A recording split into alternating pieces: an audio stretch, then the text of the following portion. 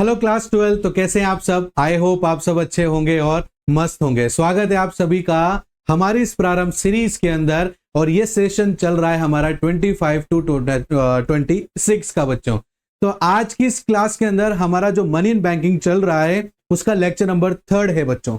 हमने lecture number 2 में money के फंक्शन समझे थे। अभी तक हम ये समझ चुके हैं कि मनी क्या होता है, मनी के मार्केट में आने की वजह क्या है और मनी किस तरीके से काम करता है, इसके बारे में हमने अच्छे से समझ लिया है। आई होप आपको लास्ट 2 लेक्चर्स बहुत अच्छे से क्लियर हो गए होंगे बेटा। फिर भी कोई डाउट आता है तो आप हम लोगों से कमेंट बॉक्स में जरूर पूछ सकते हैं, हम रिप्लाई जरूर करेंगे बेटा उस चीज का। तो आज की इस क्लास में भी जो है हम एक इंटरेस्टिंग टॉपिक लेने वाले हैं। बहुत इंटरेस्टिंग आज की हमारी क्लास रहेगी बेटा। प्लीज लास्ट तक जरूर देखना, स्किप बिल्कुल मत करना। क्या पता कौन सी इंपॉर्टेंट बात क्लास में डिस्कस हो जाए और जिससे आप जो हैं उसे समझ ना पाए। तो इसलिए लेक्चर पूरा देखना है, कंप्लीट देखना है, बिल्कुल भी स्किप नहीं करना है। बहुत ही आसान भाषा में मैं आप सभी को मनी और बैंकिंग के सारे डाउट्स क्लियर कर दूंगा। वैसे भी हम लोगों का 150 डेज का ये पूरा प्रारंभ सीरीज चल रहा है, जहां पर हम लोग जो है बेटा अकाउंट्स, इकोनॉमिक्स और बिजनेस 150 डेज में पूरा कंप्लीट करवा देंगे। जी हां बच्चों, पूरा कंप्लीट करवा देंगे। और उसके बाद में रिविजन्स चलेंगे और काफी सारी चीजें और काफी एक्टिविटीज होने वाली हैं, जिससे क्लास 12 के अंदर अच्छे मार्क्स लाने में आपको काफी मदद मिलने वाली है। तो चलिए टॉपिक पर आते हैं बेटा। तो लास्ट क्लास में हमने फंक्शन पढ़ा था बेटा मनी का, ठीक है ना, कि मनी काम किस तरीके से करता है, जिसमें बेटा हमने प्राइमरी फंक्शन लिया था। तो जो बच्चे आज की क्लास में नए हैं बेटा, प्लीज लेक्चर नंबर 1 से ही देखना, ठीक है। फिर भी मैं छोटा सा रिवीजन करवा देता हूं इस टॉपिक के अंदर। हमने मनी के फंक्शंस 2 पार्ट में पढ़े हैं बेटा। एक होता है प्राइमरी फंक्शन, एक होता है सेकेंडरी फंक्शन। प्राइमरी मतलब क्या होता है, एक सबसे बेसिक काम क्या है पैसे का। पैसे का बेसिक काम है कि वो एक्सचेंज के रूप में काम आता है, क्योंकि बार्टर सिस्टम में दिक्कत ये थी कि गुड्स के बदले गुड्स हम लोग लेते थे, तो हमें एक finding the right person with the right goods, वो बहुत बड़ी समस्या थी। कोइंसिडेंस बहुत कम होते थे, क्योंकि मुझे जो चीज चाहिए वो सामने वाले के पास तो है, बट सामने वाले को जो चीज चाहिए वो मेरे पास नहीं है, तो ट्रांजैक्शन कंप्लीट नहीं हो पाता था। तो बड़ी दिक्कत थी, इसीलिए मनी का, पैसों का इन्वेंशन हुआ। तो मनी का जो बेसिक काम है वो क्या है, किसी भी गुड्स एंड सर्विसेज के बदले में एक्सचेंज के रूप में वर्ल्ड वाइडली एक्सेप्ट करना, जहां मुझे सोचना ना पड़े किसी भी चीज को परचेस करने से पहले। तो जहां मुझे नहीं सोचना पड़ रहा है किसी भी गुड्स एंड सर्विसेज के पहले, वो काम मेरा आसान बनाया है पैसे ने, मनी ने। इसी वजह से पूरी दुनिया इसके पीछे भाग रही है, क्योंकि जिसके पास सबसे ज्यादा है उसकी परचेजिंग पावर स्ट्रांग है, जिसके पास कम है उसकी परचेजिंग पावर लो है बेटा। Is that clear?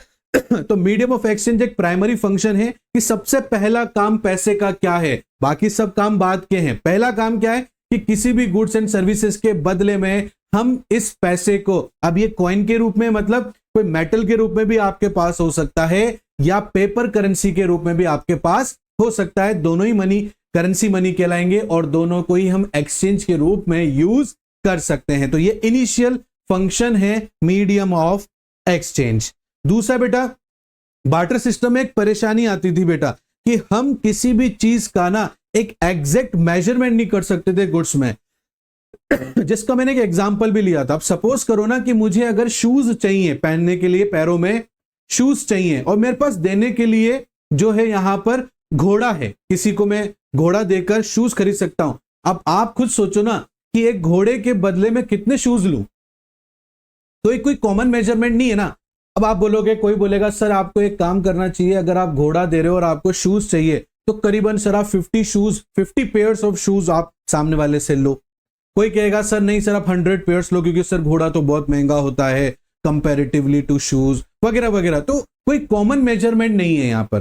तो पैसे ने उस चीज को कॉमन मेजरमेंट बनाया कि हाँ, कोई भी चीज अगर आप लीटर्स मतलब पानी, दूध जो भी परचेस कर रहे हो, लीटर्स में परचेस कर रहे हैं तो उसका एक कॉमन मेजरमेंट हो गया। कोई भी किलोग्राम में आप चीज परचेस कर रहे हो तो उसका भी एक कॉमन मेजरमेंट। मनी से उसकी सबसे बड़ी समस्या सॉल्व हो गई बेटा। तो हमें ये सोचने की जरूरत नहीं है, बट सामने वाले से दाम पूछना है, हम उसका एडजस्टमेंट करेंगे, सामने वाले को पेमेंट करेंगे और चीज बाय कर लेंगे। तो कितना आसान हो गया मनी की वजह से। तो दूसरा जो है यहां पर मेजरमेंट वैल्यू कि बार्टर सिस्टम में बड़ी समस्या होती थी कि किस तरीके से कॉमन मेजरमेंट हो दो गुड्स के बीच में, तो बहुत बड़ी समस्या थी। मनी ने वो समस्या सॉल्व कर दी बेटा। तो ये एक इनिशियल जो है प्राइमरी फंक्शन थे। सेकेंडरी फंक्शन मतलब बेटा जैसे जैसे हम पैसे को हमारे यूज में बढ़ाते गए उसकी और फंक्शंस काम आने लग गए और फैसिलिटीज डेवलप कर ली बेटा हम लोगों ने, जिससे हम हमारी लाइवलीहुड मतलब जीविका को पैसों के साथ आसान बना सके। तो इसलिए अपना सेकेंडरी फंक्शन जो है हमारा स्टैंडर्ड डिफर्ड पेमेंट आ गया बेटा मार्केट में। अब डिफर्ड पेमेंट मार्केट में क्या कहता है, आज पेमेंट मत करो कल कर देना, ठीक है। हमने लोन लेना स्टार्ट कर दिया, कोई भी चीज इंस्टॉलमेंट में लेना स्टार्ट कर दिया। आज के टाइम पर मोबाइल फोन जो है इंस्टॉलमेंट में ले रहे हैं, नहीं तो इतना महंगा फोन कोई इंसान एक साथ में 50,000, 40,000, 20,000, 30,000 एक साथ देके फोन नहीं लेता था।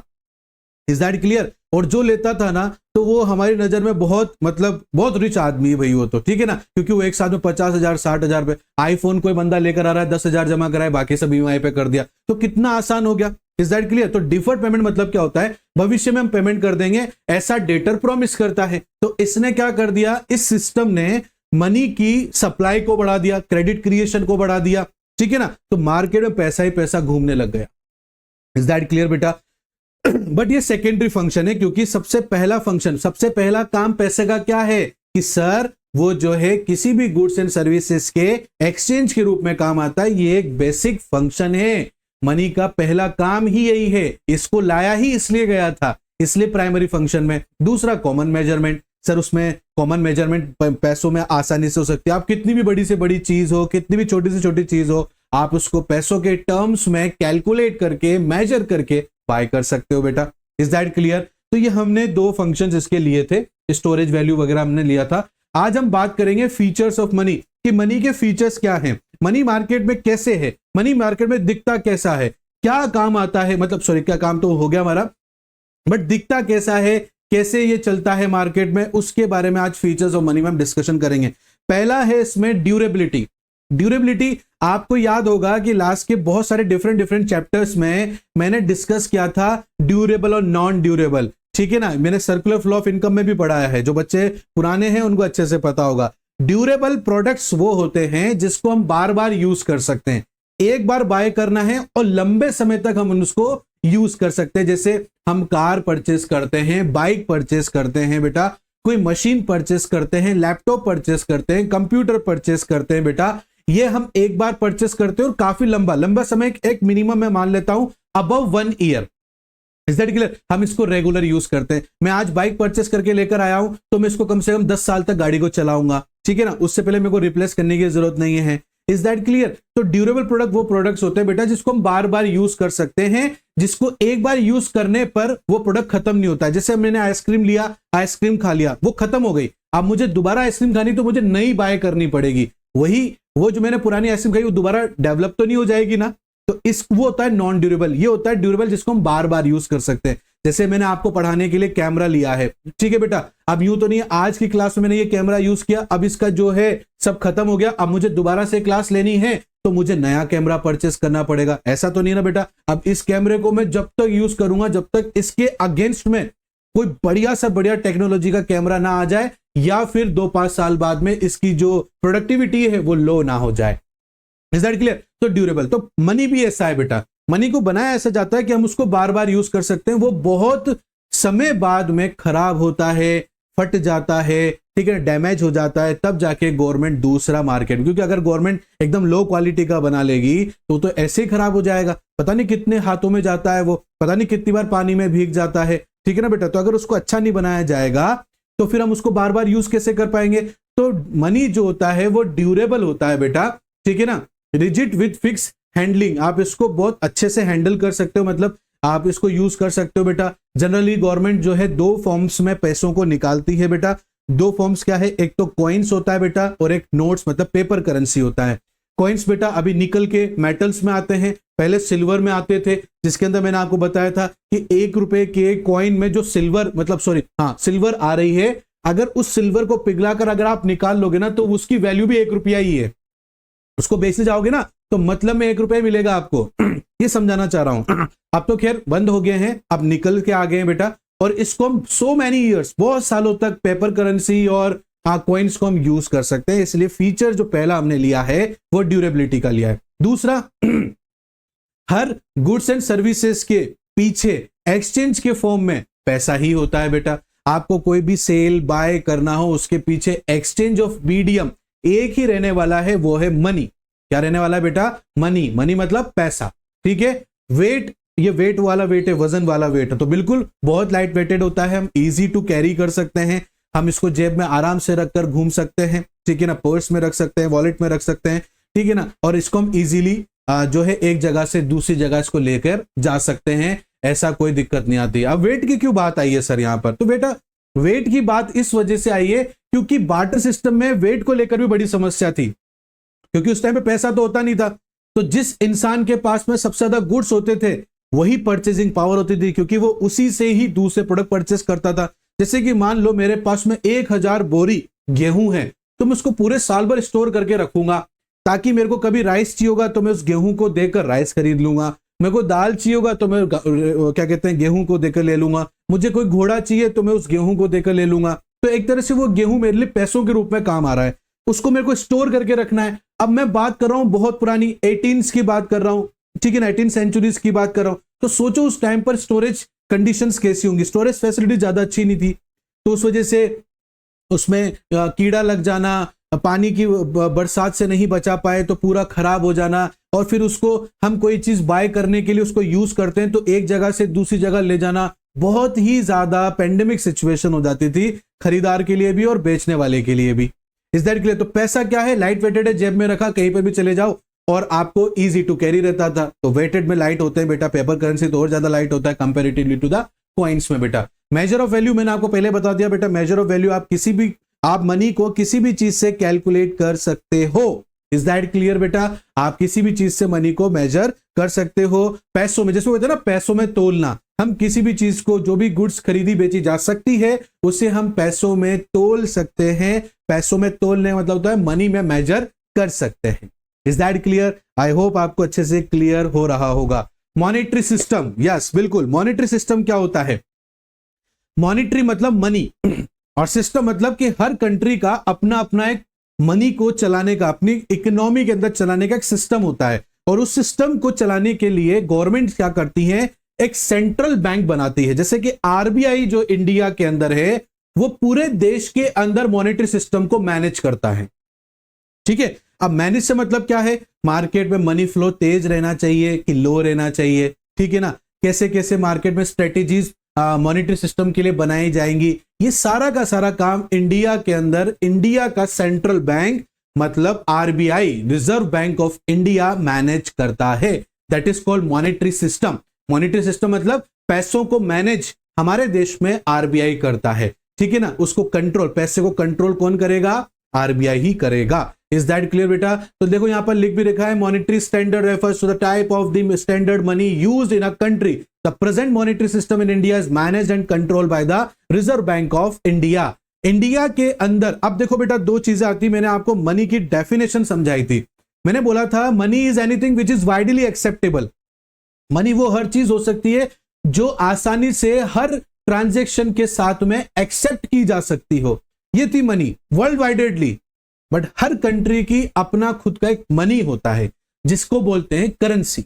अब करेंसी एक पर्टिकुलर कंट्री की दूसरे पर्टिकुलर कंट्री में एक्सेप्ट नहीं की जाती है, क्योंकि वहां की अलग से कंट्रीज की अपनी करेंसीज होती हैं बेटा। अब वो एक्सचेंज सिस्टम होता है, वो क्या होता है जब हमारा चैप्टर आएगा ना, जब उसमें हम डिटेल में पढ़ेंगे। अभी फिलहाल के लिए आप समझो कि हर कंट्री की अपनी एक करेंसी होती है। उसी तरीके से इंडिया की भी अपनी एक करेंसी जिसका नाम है रुपीज।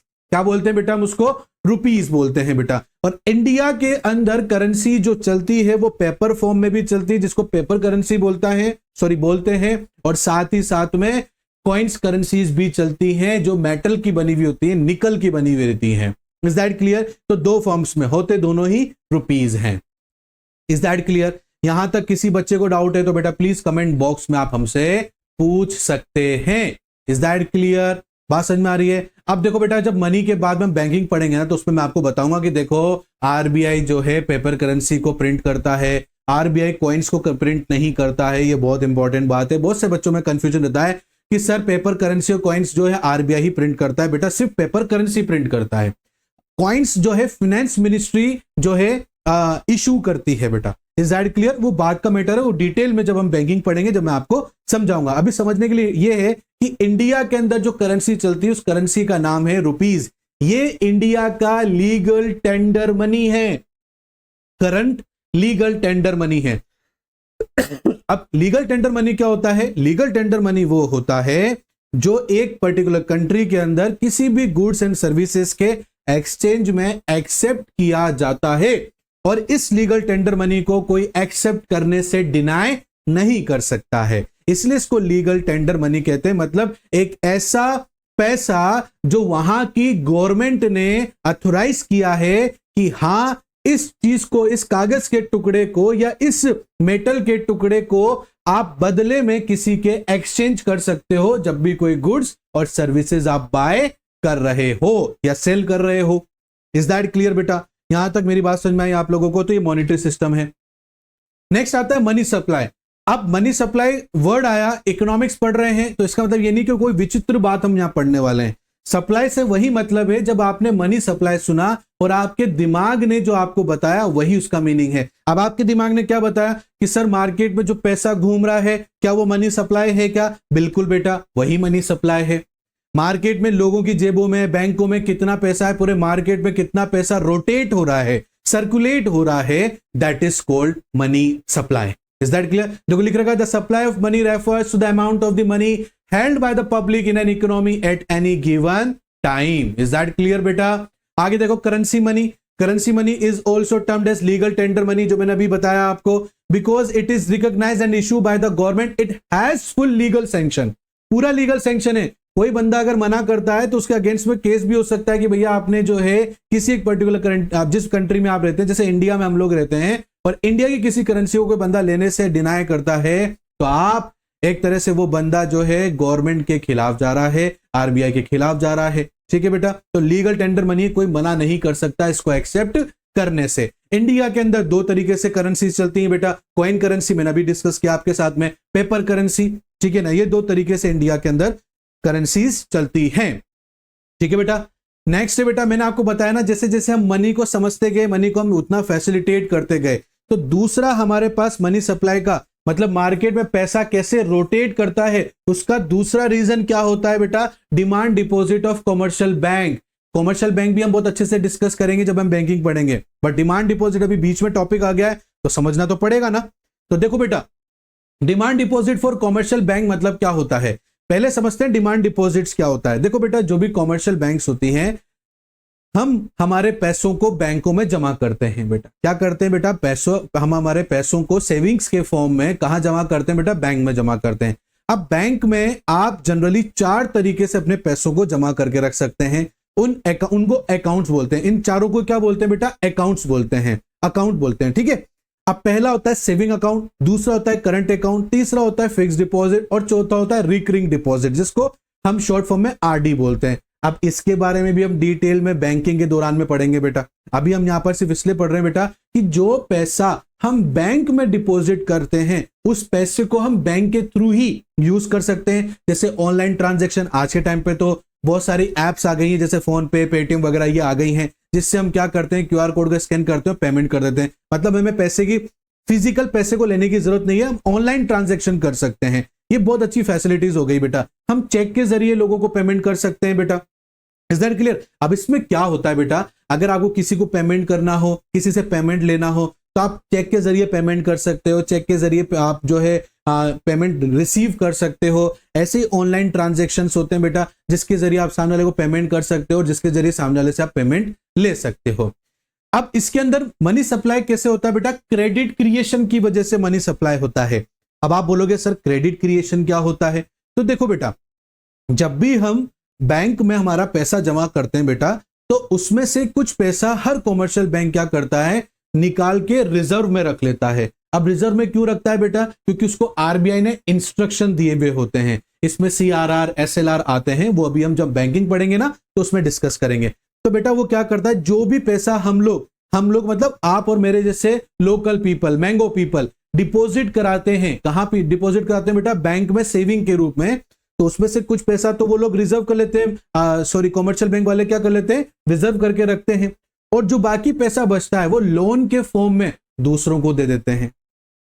किसके फॉर्म में, लोन के फॉर्म में दूसरों को दे देते हैं। अब लोग लोन लेंगे और उससे क्या करेंगे, इन्वेस्टमेंट करेंगे। कोई फैक्ट्री डाल रहा है, कोई बिजनेस कर रहा है, कोई मकान बना रहा है, कोई प्रॉपर्टी परचेस कर रहा है, कोई अपने पर्सनल एक्सपेंसेस को पूरा कर रहा है। तो जैसे उसने लोन लिया, मार्केट में मनी फ्लो इंक्रीज हो गया। तो ये दैट इज कॉल्ड, हम जो लोन दे रहे हैं, बैंक जो लोन दे रहा है, that is called credit creation. इससे क्या हो रहा है, क्रेडिट क्रिएशन करने से मार्केट में मनी सर्कुलेट हो रहा है। अब इसको अगर कम करना हो तो कॉमर्शियल बैंक कम भी कर देता है, बढ़ाना होता है तो बढ़ा भी देता है बेटा।